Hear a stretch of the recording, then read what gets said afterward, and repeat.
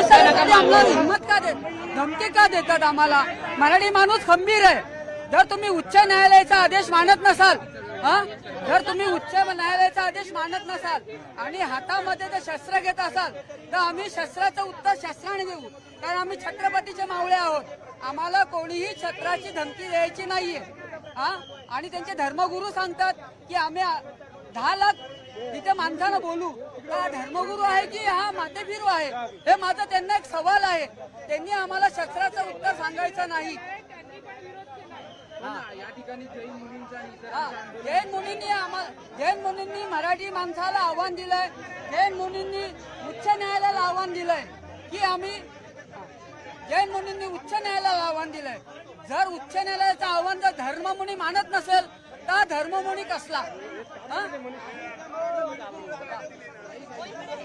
काय सांगाल, काय नेमक्या तुमच्या मागण्या आहेत? कशासाठी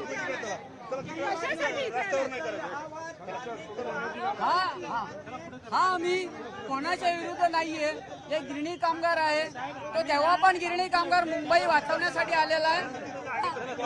आता पण गिरणी कामगार मुंबई वाचवण्यासाठी झालेला आहे. जर काही मुठभर लोक मुंबई उच्च न्यायालयाचा आदेश मानत नसेल, मुंबई उच्च न्यायालय चॅलेंज देत असेल तर आमचं पण एक कर्तव्य आहे की मुंबई सांभाळायची. जय हिंद, जय महाराष्ट्र. आपण बघतोय की ज्या पद्धतीने हे सगळे गिरणी कामगार मैदानात आलेले आपल्याला पाहायला मिळतात. ताई, काय सांगाल, कशासाठी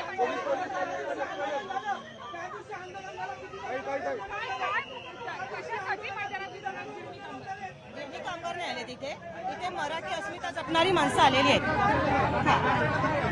आपण बघतोय की मोठ्या संख्येनं हे सगळे गिरणी कामगार मराठीच्या मुद्द्यावरती आणि कुठेतरी कोर्टाचा अवमान होतो या अवमानाच्या विरोधात एकत्र आलेले आपल्याला पाहायला मिळतात.